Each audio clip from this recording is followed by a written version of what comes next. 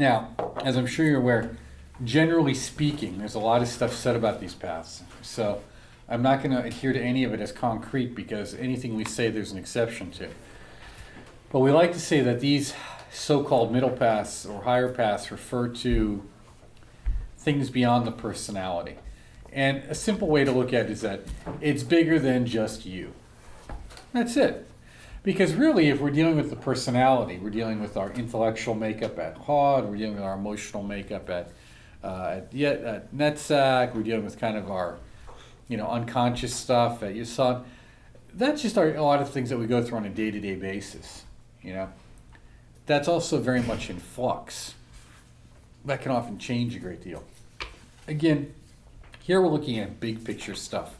What's my plan, my life energy, okay? So we want to look at those paths.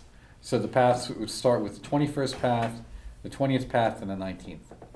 Now, the 21st path is the one that goes down the Pillar of Mercy from Hesed to Netzach. And this is where we see the card, the Wheel of Fortune. According to some teachings, we say, all satisfactions and difficulties of daily life are fixed on this path. We find there the ecstasies of the mountaintops and all the miseries and sufferings of earthly hell. The two sides are necessary to man's experience. As long as the student has not crawled in the abyss of suffering, and as long as he has not been intoxicated by the purified air of the mountaintops, he has not lived. So this is important to recognize that we cannot escape this roller coaster aspect of life.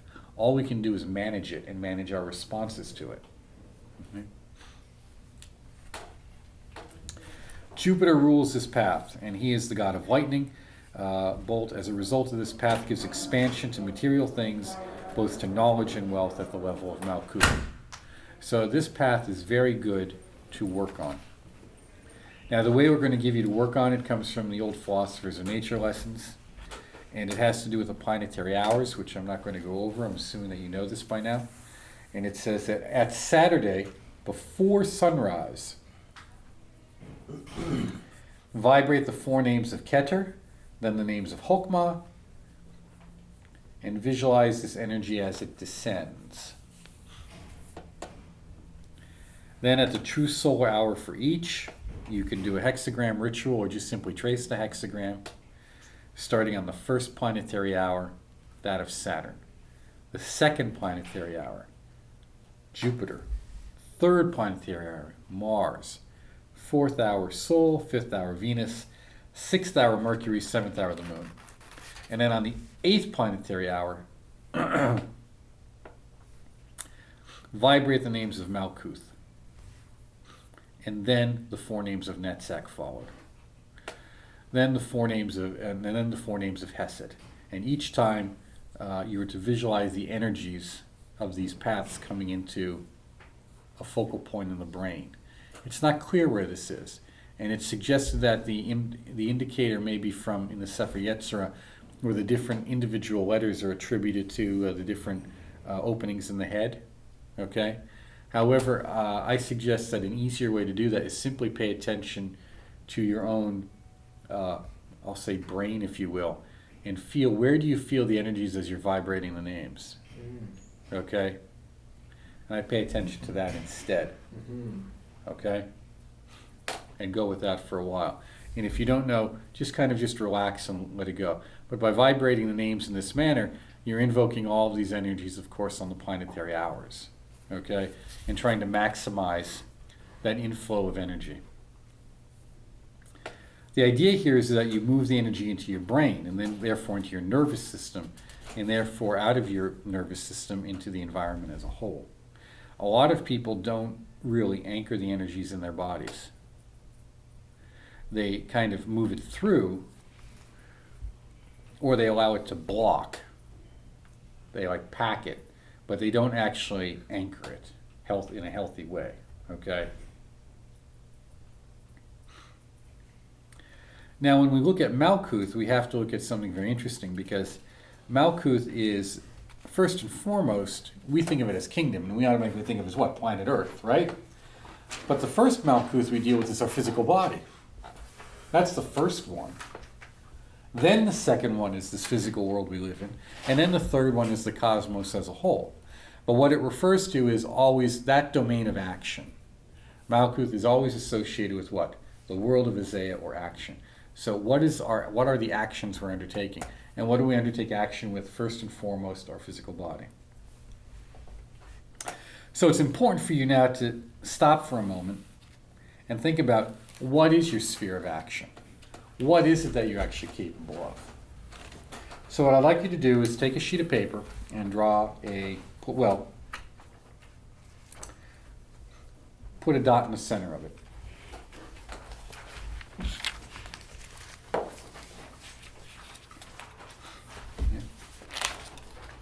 Now,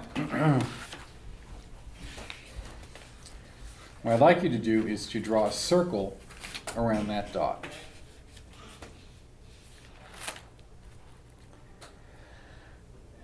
Now, after you've done this, I suspect that some of you are actually going to be redrawing this symbol, because what I'm going to ask you to do is to, within the circle, or maybe you might need little arrows to point to it, write down those things which are within your sphere to influence.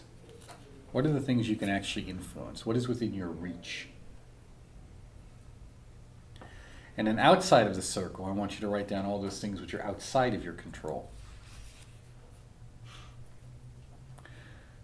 You can get up and go to work in the morning, but you can't control whether or not management's going to have restructurings of some kind.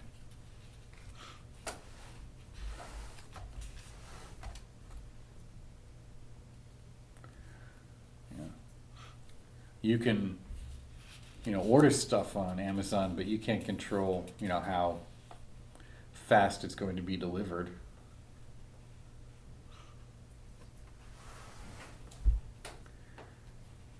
You can control how you talk to people, but you can't control the responses you're going to get from it,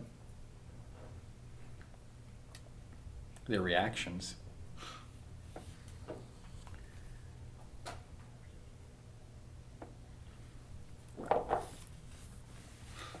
And allow your mind to be honest. Just relax.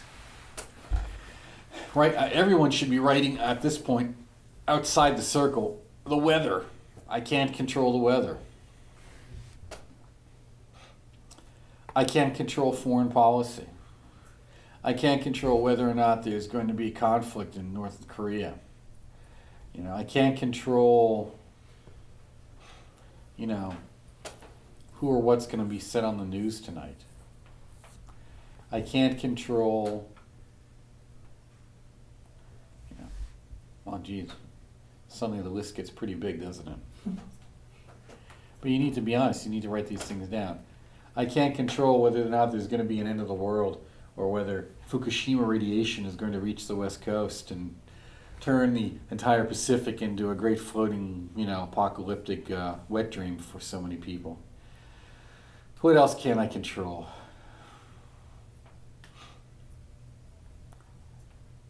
Just about everything. Really, the list of things beyond your control is quite monstrous, isn't it? And what are the things that are within your control? Very little. And when we're honest about that, it becomes pretty frightening in a way. Now, that experience of actually writing them down, you suddenly realize that many people fall into despair over the fact that they realize just how powerless they are in the cosmos. And we see that all the time. People just give up, right? Or they rage against the machine or something like that. But does that do any good? Does that achieve anything? No. Because you can't affect it. Now, pick one of those things outside of your control. Is there a way that you can influence it in some way? I may not be able to control whether or not there's going to be, a war with North Korea. But there's probably 8 or 10 people in the world right now who can. I'm just not one of them. I may not be able to control, pick something. But somewhere in the world there's someone who might be able to do it. So what happens is, You look at what is within your sphere, that circle, and you have to expand it. You have to expand your sphere of activity to match your aspirations. Many people come to magic looking for magic to solve their problem. But the real problem is they don't even know what their problem is. So magic points it out to them by expanding the problem. You know, if you're going to come to the universe and say, I'm going to do this magic ritual, and I want the universe to give me $115 million. Well, I got to tell you, there's got to be a reason. Why is the universe going to give you that much energy? Because that's what money is, right? It's energy. Why is the universe going to give you this much energy? What are you going to do with it? One of the biggest things that happens to people is, well, a friend of mine, of course, he's in investments, and he says two kinds of people he never wants to work with is those who get their money from settlements or lottery or gambling winnings. He says they really don't know what $1 million isn't. Easy come, easy go. Okay, so this is where the plan comes in. A guy like him has a plan. He says, what do you want? Well, I don't know. I want a new house. I want a new car. And they mean new. They mean brand spanking, new. And so, okay, well now you're done. Now your money's gone. Well, and I want money I don't ever have to work again. Okay, well then you're going to have to forestall either that new house or that new car or something else.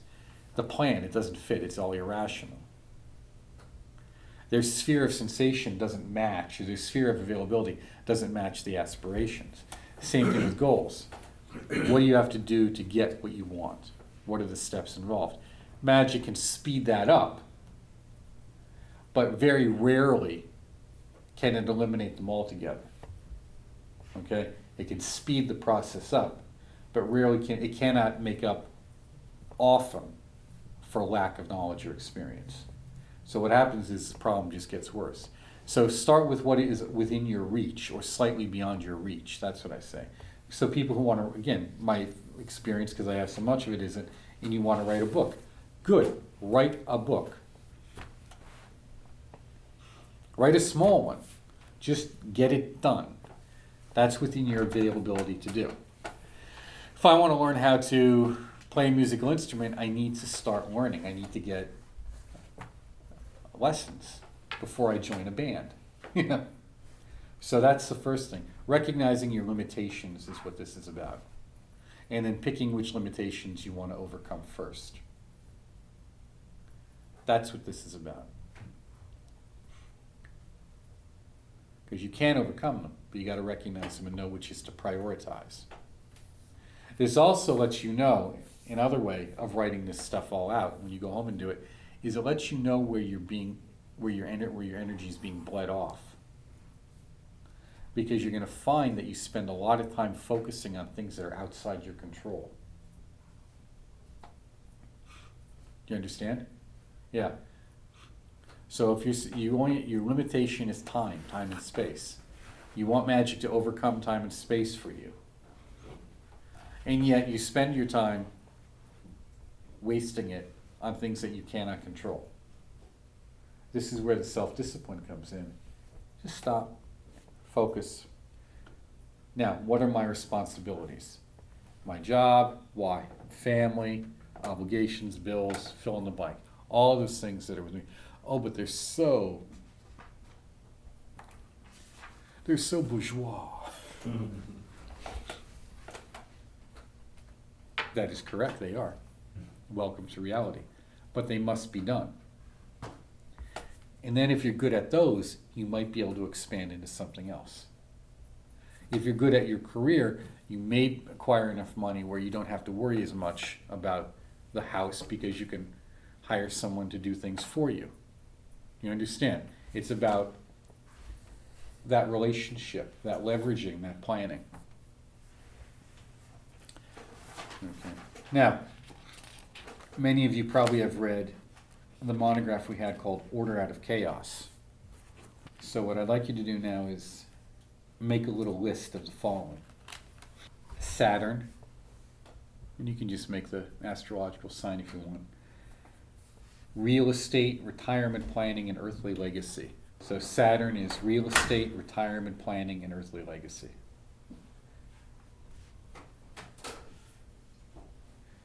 Jupiter is career, charitable activities, and wealth immediately available for use. That you immediately have access to. Career, charitable activities, and wealth available for use. Liquidity, in a sense. Not complete liquidity, but more or less. You have something you have something you can use, you can leverage. Mars, physical health and well-being.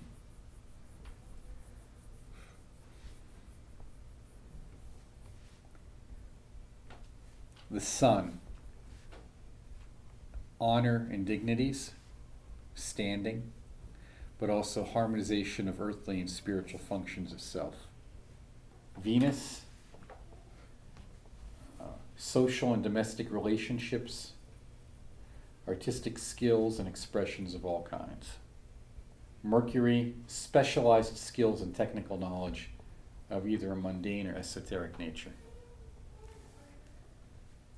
We could put education right there if you want, education. The Moon, subconscious integration, interpersonal harmony.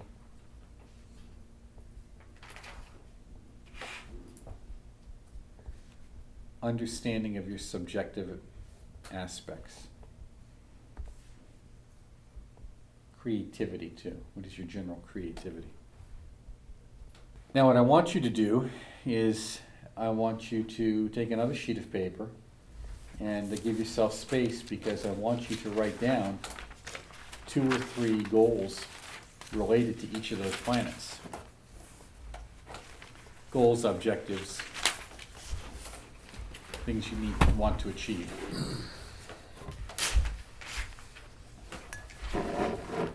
We see in the news, of course, everything is cyclic, right?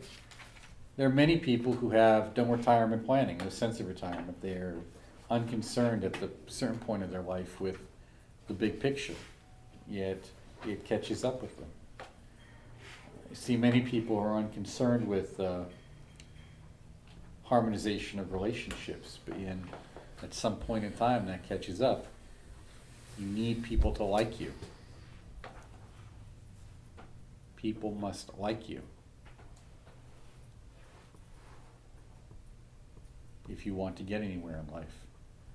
And if not, if they don't like you, you had better be so super good at what you do and so important and so mission critical that overrides all character deficiencies you may have. Mercury, when we said, what do you know? What do you got? What are your skills? What's your education? What do you need to learn to, once again, get those other things you want? Mercury is not an end in and of itself. This is what many people forget. There's a joy in education. We can have joy in our learning, but learning is not a thing, is not an end in and of itself. And it doesn't mean everything must be practical, but if you don't spend time on some practical things, then how are you going to keep body and soul together? And this goes back to, these wonderful armchair, or not even armchair, a lot of them are doing stuff. But how many magicians do we know where the joke is, And after you're done wearing the paper hat and living in your mom's basement, go back to grimoire magic. Okay? They may be very skilled in certain regards, but clearly there's deficiencies. Clearly. And you need to be honest about that. The deficiency may not be in Mercury, although it may be. Maybe they're expecting money to fall from the sky. But maybe it's in the social area, right? Could be something. We don't know. Mars, physical health and well-being. That's a big issue now. A lot of people aren't taking care of their health. You know, it's great to have aspirations, but at least if you don't try to stay healthy, a lot of them will not come to any fruition. Because that's your energy. That's your physical energy, your enthusiasm, your ability to stay focused and do things.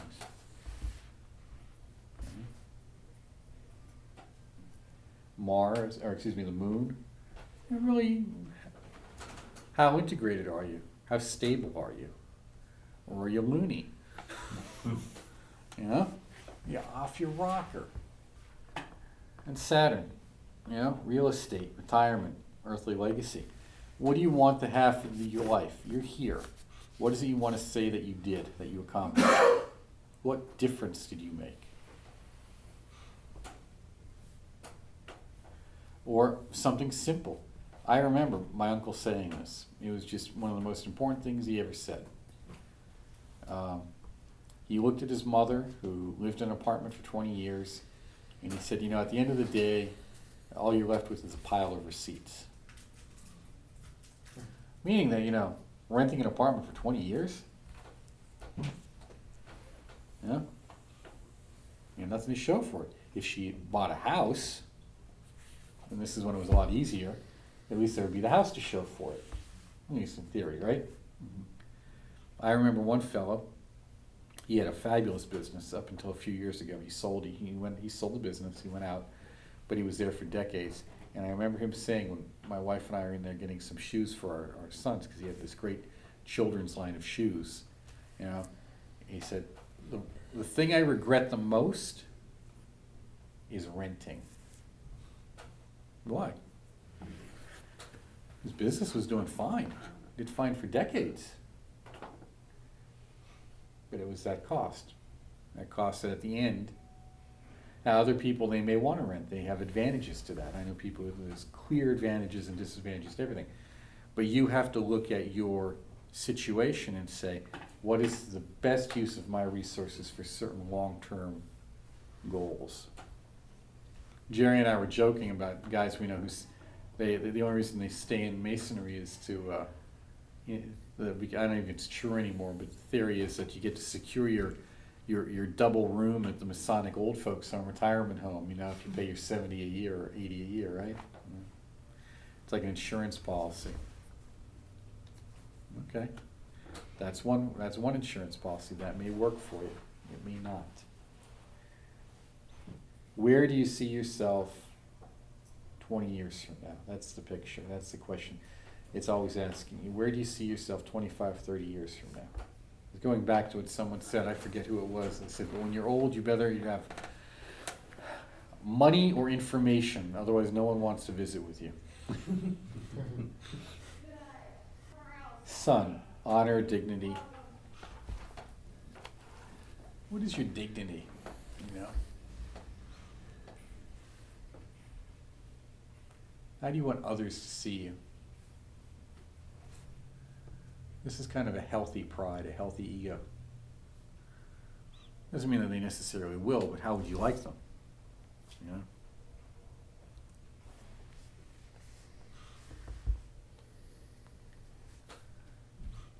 In that way, it becomes a reflection of how do you see yourself?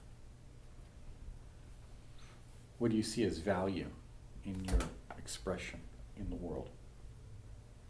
Now, you're going to see this easily spreads out because if you have children or a spouse or possibly even obligations to other family members, how do they fit into this picture?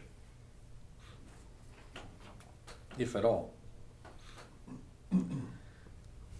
Sometimes it may just be a question mark. You simply don't know. It's beyond your control. But by now you should have several ideas around each of these. So the next thing to do is to take another sheet of paper, and I want you to draw a little Star of David on it. Now smack in the center of it, put a dot. You can put a little circle around it too, make a sun, and that's dignity. Put right next to it the goals or objectives that you have around personal dignity. Because that's the point around which all of this revolves. And then, of course, put the other astrological signs at the points of the star. You should know these by now. Saturn at the top, Moon at the bottom, Jupiter at the upper right hand, Venus at the lower right hand, Mars at upper left, Mercury at lower left. And right next to it, the objectives that you have corresponding to those planetary energies. Because remember, if you're doing that meditation that we went over on the Wheel of Fortune for the Pillar of Mercy, it doesn't just have to do with the Pillar of Mercy, right? It has to do with all of those energies coming where? Into Malkuth. It has to do with expanding that whole pillar so that more and more of these energies can kind of spin down on that water wheel of fortune and, bring something into this domain for you.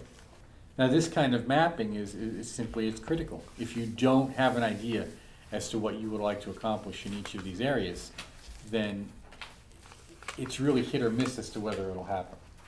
Someone asked me over lunch, how do you write a book? And I explained to them the process of writing an outline that I use. I said, now, when I go from this outline, essentially, instead of writing a book of 40, 50,000 words, which sounds just so terribly, huge, an undertaking, said what I'm really doing is just writing several short interconnected essays of about 1,500 words each. Now, how do you eat an elephant? One bite at a time, right? It's the same way here. How do you write a book?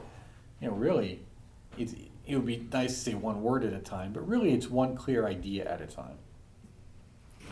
And then if I have 12 clear ideas that I can subdivide into 3 more clear ideas, which each have 3 clear points around them. Well, each of those subpoints is about 500 words. Well, I've got 3 of those at 500, that's 1,500. Then I've got 3 of those, that's 4,500, that's a chapter. I multiply that by 12, the book is done. That's my secret.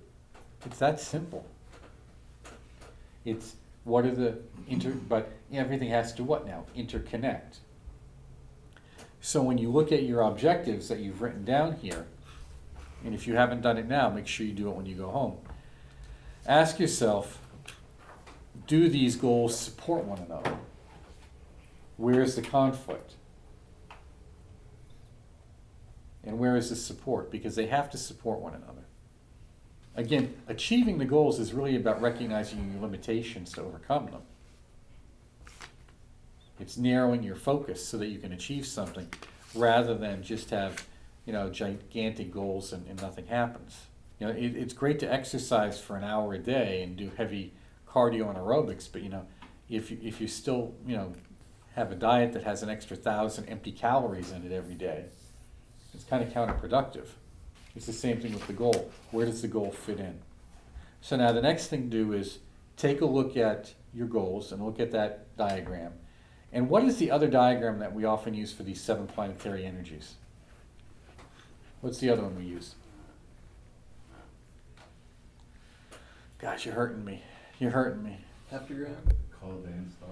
Yeah, the heptagram, the 7-pointed star, right. The heptagram, or whatever they call it. Yes, right. Why? What is it with the heptagram that is interesting or unique to us here? Days of the week. Days of the week. How the energies flow one into the other. Okay. So, do your best approximation of a heptagram here. And you notice how the energies flow one into the other. See if your objectives or desires support one another. Now, with these planetary energies, what we do is what? Pick the day of the week that is important to us, which is all of them now, and we work with seeding each of these ideas, or at least starting with one big one. Now, one of the things that you've heard a great deal about is the notion of, vision boards. That is, what is it you want to achieve, and putting it together on some kind of poster board so that it inspires you and directs your energies. This is a very useful thing to do, particularly if you may have trouble visualizing actual outcomes. You may at least still get the inspiration, which is, again, energy directed towards the goal. The thing about vision boards is they should be available to you to inspire you, but really no one else should have access to them. A way to look at this is kind of a personal tanka. Okay? When you look at these religious art, the religious art often does what? It represents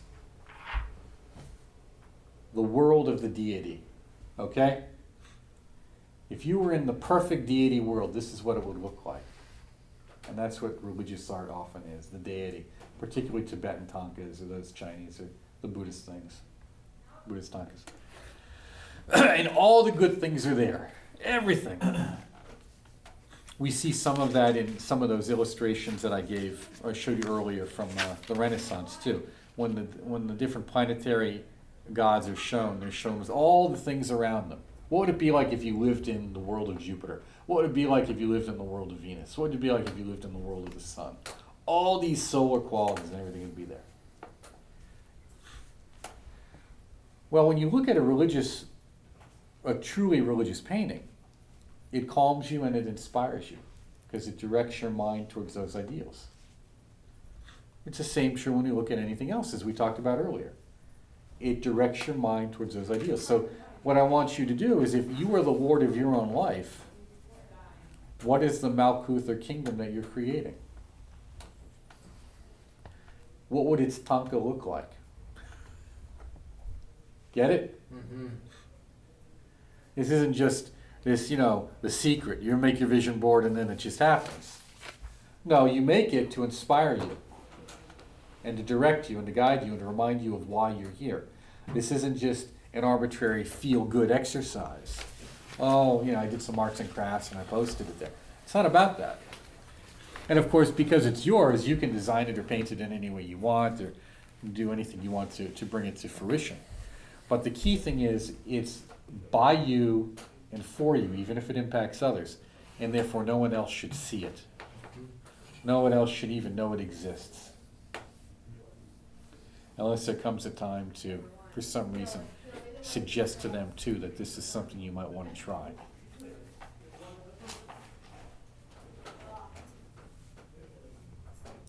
This is your blueprint.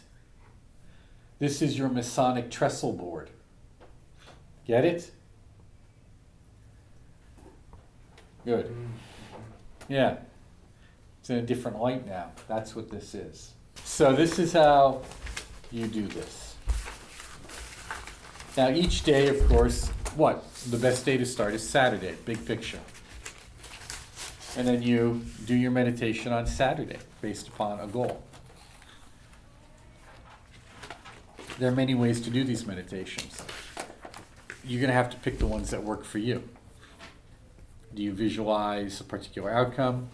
Do you just simply hand it over to your inner self, which is what I'm suggesting at the moment, learning how to just trust in the outcome, visualize the outcome, and picture it briefly and release and trust it, that it's coming to fruition? See, that takes a lot of effort. That takes real work, is to visualize and trust and have confidence in the outcome. Okay? But who are you ultimately trusting? Well, in some practices, you're trusting God, or you're trusting the cosmos, whatever. Here you're trusting yourself. You're trusting your own self to bring this to fruition. Okay? And that trust has to be done joyfully. The single most important emotion to bring to each of these is joy. See, there's the secret. Ficino used to say, and Bruno said, what was the ultimate power of magic? Was love. But love was eros. It was erotic love. It was the same, it was that powerful attraction. It's like we said about pornography, the power to attract or to repel. And pornography is what rooted in what? Erotic love. It's the same energy, same power. Your creative energies to attract or to repel.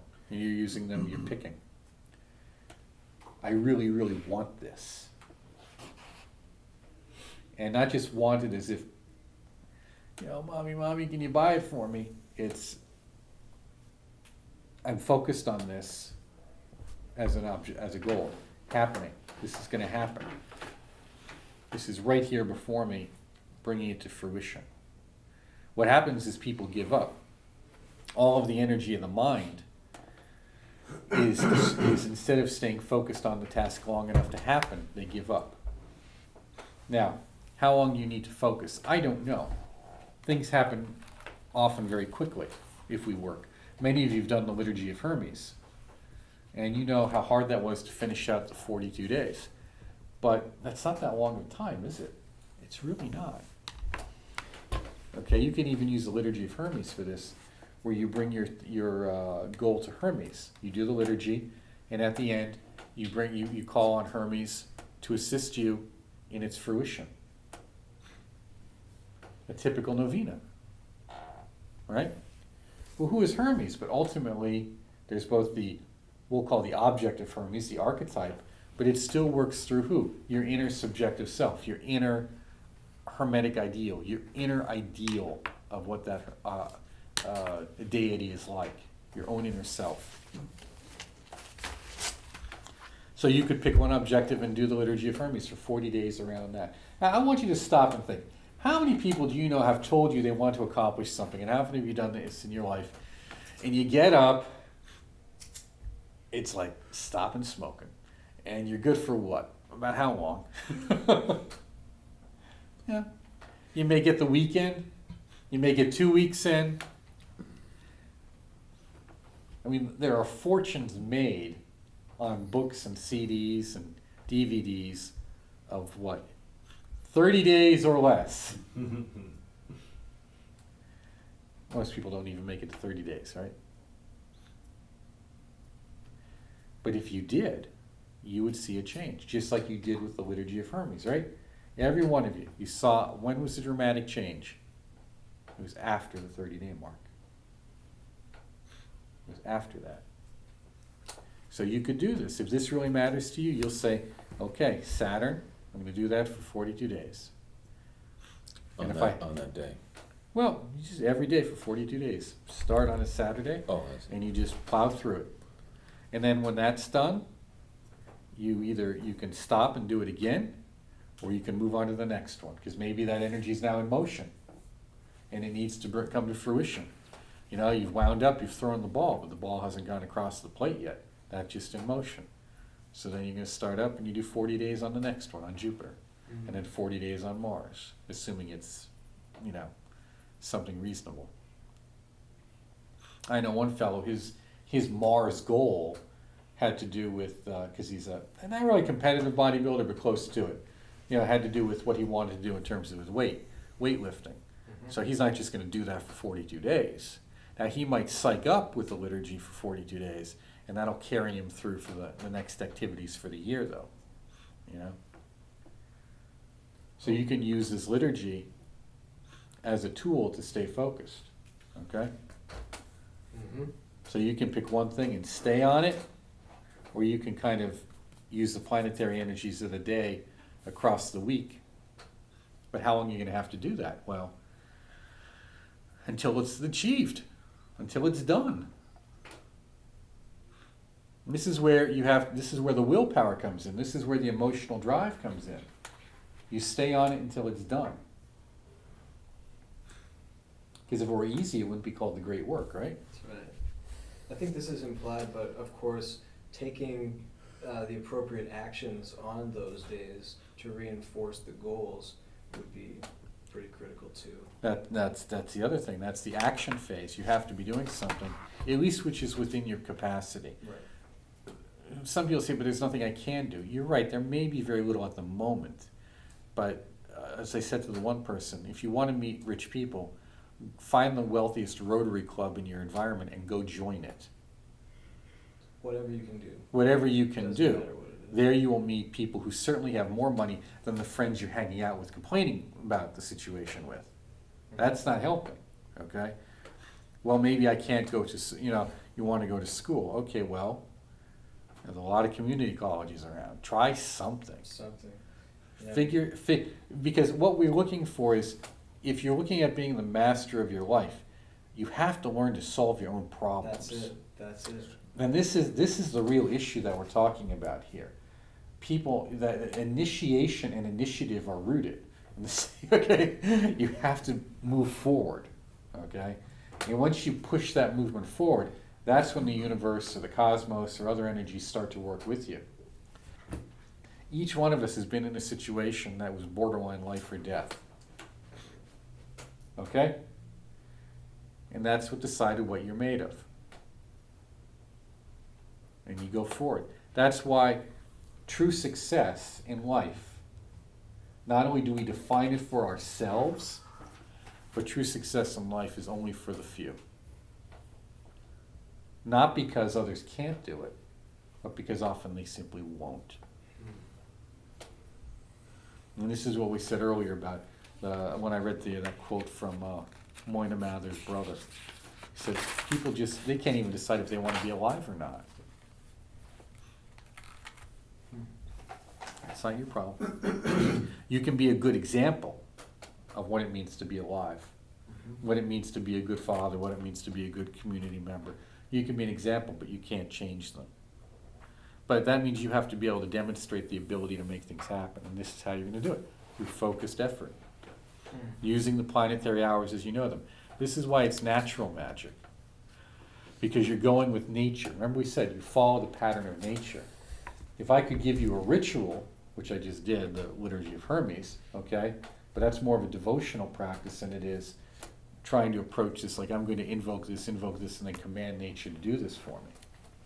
I've seen that happen and never work, because people often don't get out of their way, or as we've talked about, it puts so much energy into their system that they explode or they implode, whatever. They plode something and it's not good. You want this to be harmonious. So it's better that you work at this for a year and a half and then have it as a stable part of your life than have it instantly and then things go sideways. Which again is the question, how long will it take to get things done? I found that when people stay on something for that period of time, if they can finish out like a good 42-day practice, generally they'll get what they're after. On the longest term, I've seen it take up to a year and a half. But if you really want something, is a year and a half a big deal? See, that's called willpower, right? Your emotional energy behind it. If it's really important to you, then that won't matter. When I wrote my first book, what was it? We had the second one follow up pretty quickly. Kabbalah for Health and Wellness followed up quickly, and then it took about from beginning to end. It took about a year and a half to 2 years. Are you saying just that in order to achieve the one goal, you're just focusing on that one goal at a time, or are you going to do multifaceted? You could do each one a little bit each day, as with the planetary days, if you want to try that and see how things land for you. I think because if you have multiple things like that need to line up. Right, but that's it. You're trying to that's why I said make sure they're harmonious with one another. They fit with one another. Okay, do they jive nicely? If they do, then it's not a problem. It's when they don't, when people have conflicting goals. That's where yesod comes in. That's where the unconscious comes in. Does everything actually work smoothly? And you've got to understand that. Otherwise, you know what? Start with your Saturn goal and work down from there. Or pick something else. The reason I say Saturn is because a lot of people are afraid of it. Okay? And the reason they're afraid of it is it's the put up or shut up planet. That's a nice way to think of it, okay? Saturn, you cannot avoid it because it's time. You cannot avoid it. But if you recognize it and work with it, then it takes the edge off. The people who get hardest by Saturn are those who believe their own public relations. You understand what I'm saying? Mhm. But Saturn has deep power to it, profound power, and the power of time. And what I'm talking about, working with time, working with nature. If you take your time and plan it out, then it's easier. What happens is most people don't plan, and then they try to hurry up, and they can't. The time's gone, and it won't come back. Yeah? We were talking about, financial cycles at lunch. I know things are tough. Everyone is having different experiences, but that doesn't change the fact that you still have to figure out, what you want to do if and when you retire, or if you even conceive of that as a possibility. It's still your responsibility, and that's where time comes in. How am I using my time to achieve my goals? And Saturn will hold your nose to it and tell you where you're full of crap. And not always in a hard way, but it'll be honest. It'll reveal it to you. It doesn't mean it's going to come by with a baseball bat, although that has been known to happen. But it'll tell you honestly, well, okay, if you really want to do all these other things that you've listed after me, then this is what you need to do. This is what you need to change about how. And if you don't, that's fine. But then don't come back. At least don't come back and complain. If then, if then, if then, if then. It's all just one giant if then statement.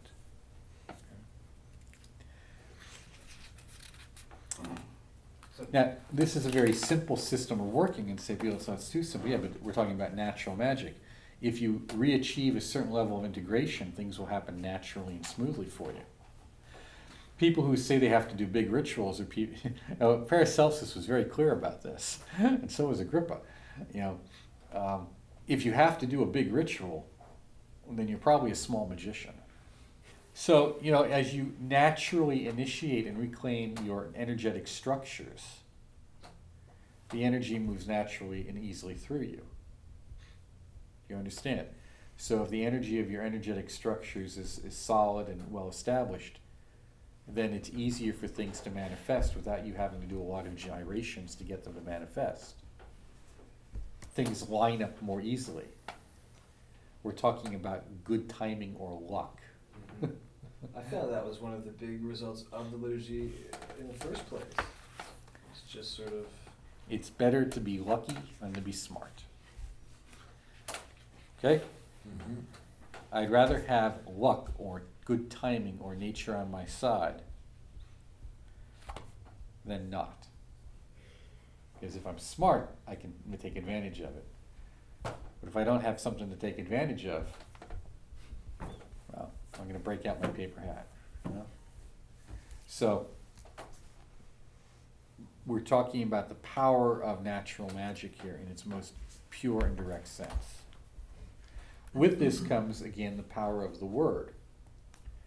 You're writing down your goals and aspirations right now. It's in an affirmative state. We talk about what it is we are going to do. We affirm the positive. I shouldn't have to go over this with you. This is fundamentals on affirmations, but I will quickly. And that is, not only do we not talk to anyone about our aspirations, our goals, until they're done. You don't show anyone your goals except those who can help you achieve them. Ever. You don't talk about it to anyone. You waste your energy. You waste your shakti. And again, the throat is a secondary sexual center, which has to do with that sublimation, if we want to call it that, of creative energies. People who talk too much achieve very little. That's what I found. And with that also is the complaining or negative aspect. I'm not concerned about other people's failures. unless they're directly impacting on me. And if I have to refer to them, I refer to them indirectly, so as not to create ill will. That's the other thing. We want people to at least be neutral towards us whenever possible. Support us if possible, or neutral. Okay? We want to generate as much goodwill as possible. The Wu is huge on that. And that's the same thing with the Bodhisattva thing, this which is part of Hesed. Goodwill. Silence, silence, silence. It's silence that's golden. Because everything, that's where it grows. That's the power of the word. So you do your best to affirm the positive and be slow on the negative. You understand? We're not ignoring the negative. We're not. At all. You have to diagnose disease, you've got to sell properties, you've got to troubleshoot. Deal with problems. Yeah. You were a soldier, right? You were in infantry, right? People try to kill you. Enough said. Yeah. We're not saying they're not out there. We're looking at what's the goal. Stay alive. And this is a very different view. You said first thing you do when you look at a page is you see what's wrong. But that's the job. That's the positive. You see what I missed. That's the positive. Then we turn that into then we keep flipping that into another positive. Okay? So this is how and that's the way you're playing to your strengths, but you're also saying, I really got to focus on the positive. And this is hard because people want to talk too much. They want to talk about stuff they haven't done. Or something they did in the past that was a long time ago and doesn't count anymore. Glory days. It's what am I building now for the future? What am I building? Okay? So, and staying positive is critical to that. That's the power of the word. And that means, just be careful. Watch your speech. Now, in terms of your inner purity of ideas and images, and as well as your, we'll say, map or trestle board that you've built for yourself, your tanka, okay? Look at your place. Ficino was huge on this. Ficino the natural magic was in, and Feng Shui is a form of natural magic, okay? And I forget what they call it in, is it a Vastu in India? Indian placement? Indian placement tends to be closer to the Western because it's the same planetary and astrological system. And it's not that much different than Feng Shui from what I've seen. Okay? But Ficino, in his 3 books on life, has this whole series of diagnoses. What is your energetic imbalance, your planetary imbalance, and then how to correct that. And you correct it through mostly environmental redesign. Now, I don't have to go over this with you because you know all these things. What are those things associated with Venus, right? Plants, artistic expression, nice clothes, no clothes, music, perfume, all this stuff, right? So you need if you need to have an affinity with Netzach for some inspiration, creative insight, you need to create an environment that's conducive to that. And if you pay close attention, really, isn't that what you're told to do again and again in rituals? Mm-hmm. You're told to go into your oratory and deck it out in all these things that the spirits of fill in the blank will be attracted to. So if you want Saturn, you bring in black and dark purple and black and Skull. lead and some skulls or iron and all sorts of fun stuff. And then when you get your inspiration, you'll kind of sound like Seattle grunge, and well, it'll work for a short period of time, and then you'll kill yourself. So, but because it's Saturn, you'll be okay with it. See, everyone else around you, that won't be. except for maybe whoever gets the insurance policy is going to be paid up. Which is my point is, one, the values of these planetary forces are not our values. Okay? Don't pretend to know how they're going to work. Two, any planet will solve your problems, but it will solve it according to the nature of it. So pick the planet that you're most comfortable with. You can do a lot of health and healing with Mars. You can do a lot of health and healing with the Sun. You can do a lot of health and healing with Jupiter. Each one is going to be different in how it works. That's why we tend to apply them to different illnesses or different aspects of the body, because they're different. But you notice when we go over the associations with the planets, that there is a lot of similarity. There's a lot of crossover, right?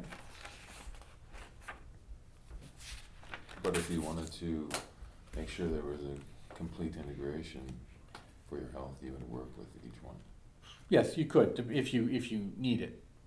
But the thing with Jupiter's general.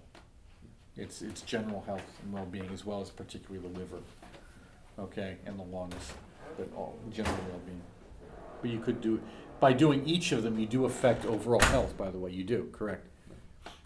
Which is another way of saying, when we do daily practices, it's kind of like taking exercising regularly or taking a vitamin. What happens is people often only come to religious or esoteric practices when they have a problem.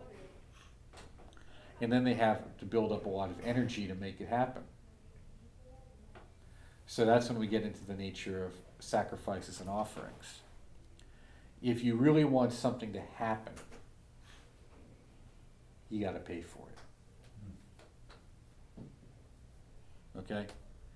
This is a pay-to-play situation, and not just the way they do it in Luzerne County politics. Okay? That's why we talk about the power of the sacrifice. Okay? So, yeah. Mark, along those lines, can you say anything, I don't know if there's a good time for it, but of different deities for the day / archangels for the day? And I'll tell you the context of the question. You know, I talked about Saturn, Right. about, no offense to Saturn, but the crabbier aspect of Saturn. And you said, well, how about Hecate?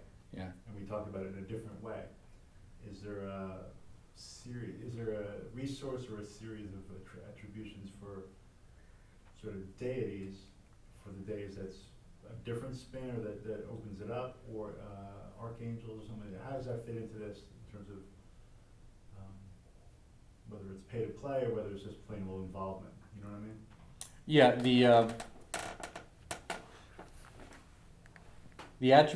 deity is attributed to the tree of life changed considerably. There's very little agreement, okay? People slapped pantheons across it, so you would have to find one that you're comfortable with. My preference is to go old school, okay? Thoth, Tahuti is a powerful archetype that has at least 8 manifestations that we've seen, okay, in terms of qualities. Therefore, at least one of those qualities will fit what you're after, okay? If not, you go to a great deity. And this is where I said Hecate. As the maternal deity of mother of the gods and men, everything is within that. I've never had any problems with some of those deities. Other people have, okay? But, just to give you an example, when I was working on developing, I hadn't full blown yet, because I tend to ruminate over something to let it unfold, okay, before I jump in. I was working with Hecate, and I said, give me a sign that you were listening. And I say that out loud, by the way, okay? And instantly, all the neighborhood dogs started barking. Whoa, that's pretty good. Yeah. So, you have to be aware of that.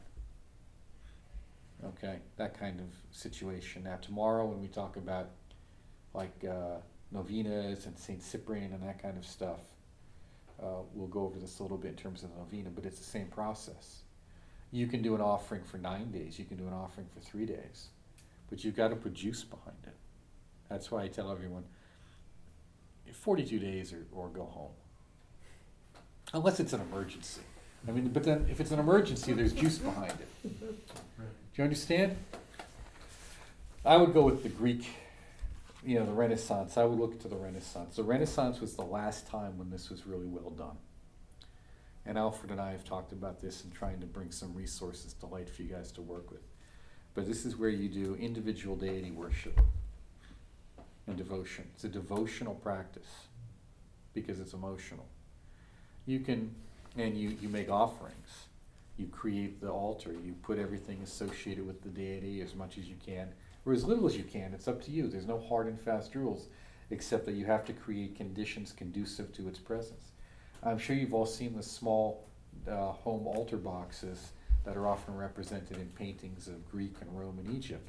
We used to have, you could buy them around here. You occasionally see some really nice ones. But it's basically, death boxes. It's what they keep in them is all this stuff for anointing of the sick and the dead, But you open them up, I saw one that was fantastic. You should have seen it. It was silver and purple and all this stuff, And open it up and it has all this stuff in there. You close it. Well, that's the old cabinets, or the, not quite a curio, but what were they called? The cabinet of art? It did have several names, actually. Yeah. Yeah. But the curio cabinets were later. That was later, yeah. But the notion is that you have this altar and that you open it up, Mhm. and then you close it. Right. Okay? Well, if you can't close it, that's fine. But the idea is that you have a house or a dwelling place for the deity. Now, with you, that's a statue. If you don't have a statue, then it'll be the picture that you have. If it's not the picture, then at least it's something. And when we reduce it down to its most minimalistic expression, that's when we get into magic squares. A magic square would be the most minimal representation of a dwelling place for the energies of the planet of the deity. And we have to be careful here because sometimes we are talking about deities in terms of, intelligences, independent intelligences, and other times we're talking about energies, almost like a computer program, okay? And it's hard to tell which is which. You have to pay attention, because it's not hard and fast. They overlap. Right, the overlap, because one works with the other. So the idea is that you would then pick deities that you want to work with and stay with that. So that's why we often said, I posted that article many times, why devotional practices is the ideal practice of the age. And in theory, the ideal practice is also generally, at this point, would be like a profound archetypal goddess practice. Or at least one that has some of them, like we said, Hecate, something like that. Because it's so vast, so powerful. It's not this kind of wickedy new agey stuff. Yeah, I know. But that's why you also see, even with, as I had with Saint Cyprian, when I gave you the information there, what did it have? It had Justina as a part of it, Right. because that was the consort. She's the juice. The Shekinah, Yeah, he did all this for her. He got in trouble for her. He's stupid. Hope it was worth it. He gave all the magic for her. But what's her name? Justice, too. Balance, harmony. Balancing out, justice. Okay? So you have to make sure that there's that juice there. Okay? So a devotional practice will be very good. If you can't get enough juice going just thinking about these things, too mental, that's fine. Don't do it. Do this one instead. Do the devotional instead. Because then it lets you know if you really, really want it. Hello. Who's there? Anyone? What? Employee? Hi, employee. Now, your house. Spirit of the place. Basically, make sure your place is clean.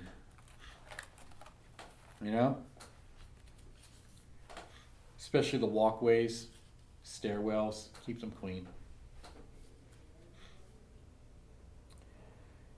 If you want to design your home or your living space according to planetary energies, Uh, you can think of your basement as being Saturnian, earthy. And there's always going to be variations of this. Also some Mars because it's the mechanical room, most people keep the mechanical stuff. The bedroom, of course, is what? The moon. Most people sleep there. Traditionally, in a lot of places, there was a place where you slept and a place where you screwed. And that was on the roof. They have a love chamber. Living room. Kitchen table. Yeah. Sun. Living room, sun. But it could also be Venus. Social, right? Mm-hmm. Dining room, Jupiter. Dining, eating, party, right? Bathroom, moon or Mercury. Mercury has to do with water too. Movement. We love our movements. Yeah, guys love their movements. That's right. Women don't understand. But that's about life. Life is activity, Separation, combining, separation, combining. Your study is Mercury, mercurial, but it could be Saturnian. And Ficino is very clear to be careful about this. Too much head, too much thinking, too much energy up top, depression, too much Saturn energy. Got to learn to relax. Relax, not be so serious. Don't be so serious. Don't worry, it'll all go away. Office, your office could be solar, because it's about dignity. You go into different offices all the time, right? Some are working offices. Some are kind of planning or Jupiterial offices, and some are really about me. And that's kind of a solar office. I'm the guy in charge here. And then they have the meeting room down the hall where they do the meeting. Then they have all the little cubes where people do the work. But you see, boom, boom, boom. Your gym, Mars. But, a little bit of Venus is there good too. A little bit of vanity and a little bit of, some people like just a gym with lots of metal in it. Heavy metal and mats. That's cool. But that's a different type of gym than what you see being sold at, the higher end places, which they have a more Venusian feel to it. Okay, like yoga studio, yoga. Yoga's not sold as yoga. Yoga's sold as Venus. Big time. That's true. That's okay. Stop trying to correct them. Yeah, it's great. Just get on that gravy train. Your fireplace is fire, so it's solar. Why solar? It's at the center of the house. Right, it's the center of the house. And it's not Mars, because we're not trying to burn the place down. Right. Right, so I was just gonna say it's a controlled burn. Explosive. That's right. Although we may have our fireplace over the mantle, or our fire piece over the mantle, like in old days, Okay, have our flintlock there. Let's see, front door. That's the mouth of the house. That's why it's good to have the front door painted red. It also is a sign of greeting. Colonial times, that's what it was always red. Greeting. The windows are the eyes. They should be open. Not a lot of heavy curtains over them unless you have to. Okay? And even then, that's not good. I only close the curtains at night. Back door. What's the back door? That's the garbage disposal unit. Okay? That's why in certain ideas you only bring stuff in the front, but you get rid of all the garbage out the back. Yeah? Because the building is seen as a person. The roof is what? The skull, Saturn. Okay? No roof, no building, right? Porches are lunar. Right? The porch, it's lunar. Children's rooms are always mercurial. Basement is the past, attic is the future. And if we look at a building, we look at the the basement or foundation as earth, the first floor as water, the second floor is air, the upper area as fire, because of course that's where the heat escapes and heat builds up, and the areas around it as space. You always want space, right? So you want to keep things as neat as possible, as tidy as possible. The areas around it as clean as possible, as much space, openness, right? Possibility. Possibilities arise in space and openness, okay? And if you're never sure about what to do, it's really simple. Let beauty and wonder be your guide.